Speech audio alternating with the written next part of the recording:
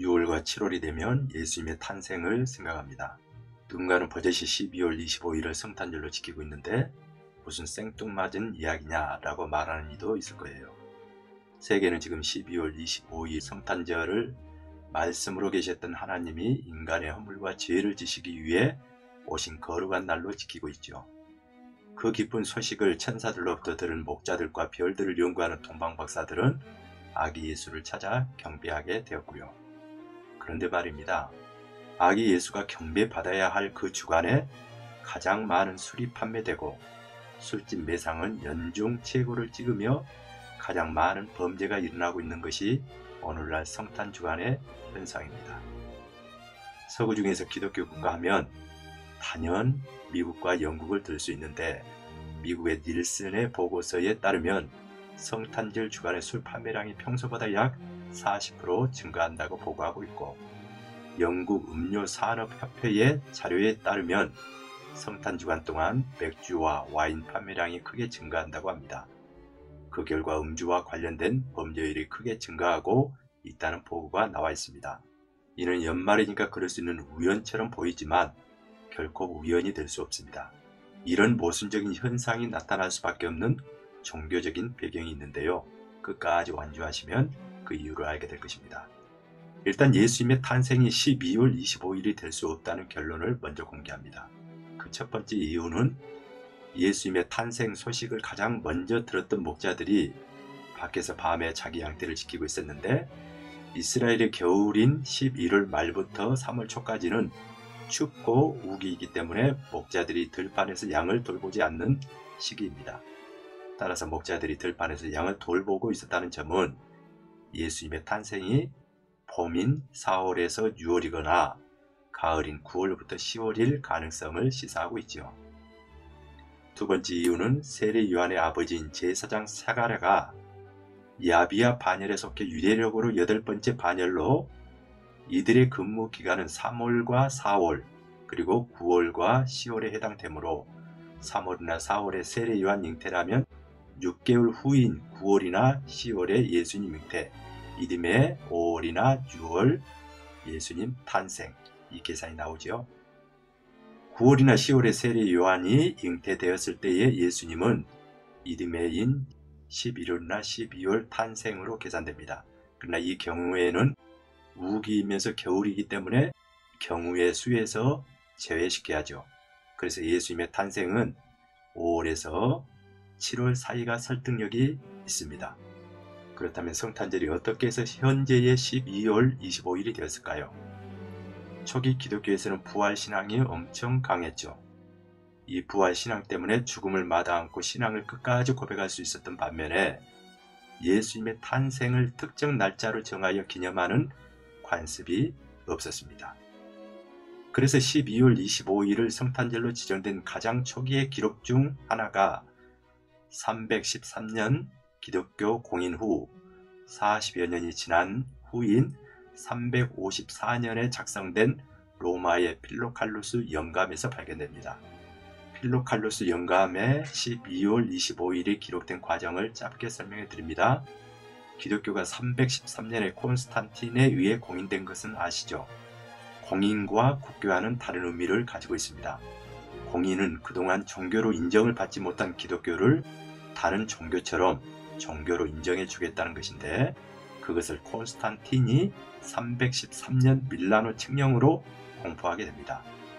콘스탄틴은 군부의 고위층이었던 그의 아버지 사망 후 군대의 지지를 받아 306년에 서로마 제국의 황제가 됩니다.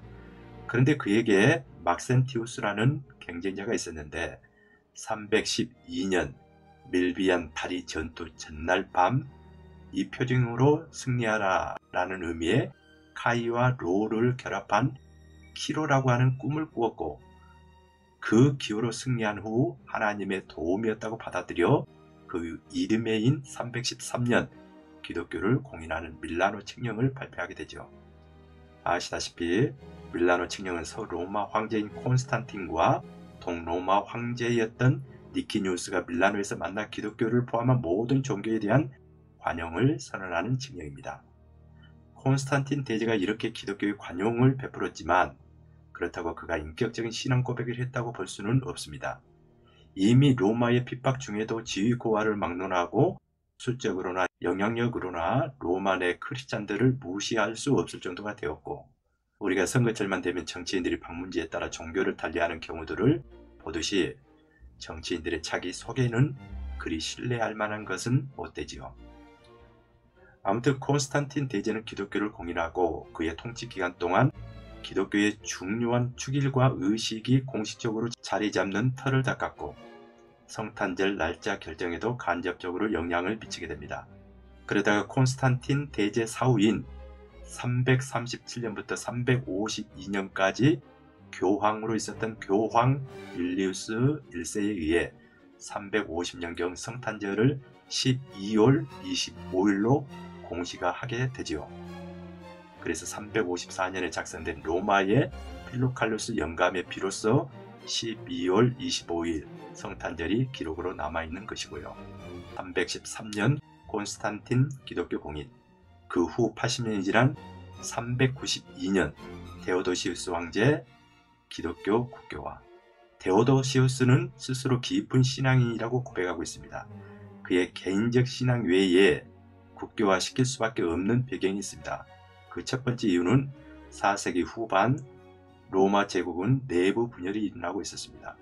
337년에 사망한 44대였던 콘스탄틴 황제와 379년에 50대의 황제가 된 데오도시우스 사이에 42년이라고 하는 기간 동안에 6명의 황제가 교체되는 동안 6명의 황제가 교체되었지만 사실 함께 통치하는 공동 통치자 중에서 여러 명의 전사자가 나오고 또 암살을 당하는 공동 통치자도 나오고 분노가 극에 달해 죽은 통치자가 발생하므로 내부 혼란과 분열이 일어나고 있었고, 그 틈을 탄 야만족들의 침략이라는 위협을 받고 있는 상황이었습니다. 모든 종교를 기독교로 통합시킴으로써 이런 불안정한 정세를 봉합하려고 했던 것입니다. 두 번째 이유는 4세기에는 기독교가 로마 제국에서 가장 빠르게 성장하는 종교였고, 많은 도시인들과 상류 귀족층의 기독교화로 기독교 공동체가 강력해져 갔고요. 세 번째 이유는 기존 타 종교인들과 신흥 성장하는 기독교인과의 갈등이 사회 문제가 되므로 빨리 기독교를 국교로 삼음으로써 기독교 세력을 강화하고 동시에 기독교 지도자들의 지지를 얻어 자신의 정치적 권력을 강화하고자 했습니다. 네 번째는 데오도시우스는 기독교를 국교로 삼아 기독교를 제국의 유일한 합법 종교로 만들고자 하였지만, 그렇다고 다른 종교들을 완전히 탄압할 수는 없었습니다. 그래서 이교도의 축제와 문화를 기독교적으로 재해석함으로 이교도들의 반발을 최소화하려고 하였고, 그리하여 이교도의 태양신 숭배인 솔 인빅투스 축제일인 12월 25일을 기독교로 들어오게 됩니다. 로마 종교인 바티칸 안에 태양 상징이 많은 이유가 바로 여기에 있습니다. 분명한 것은 12월 25일과 성탄은 전혀 관계가 없다는 사실입니다. 다음 시간에 2부로 솔 인빅투스의 기원과 성탄 추리의 기원과 산타의 기원에 대하여 준비하겠습니다. 오늘은 여기까지입니다. 구독과 좋아요는 세상을 아름답게 합니다. 감사합니다.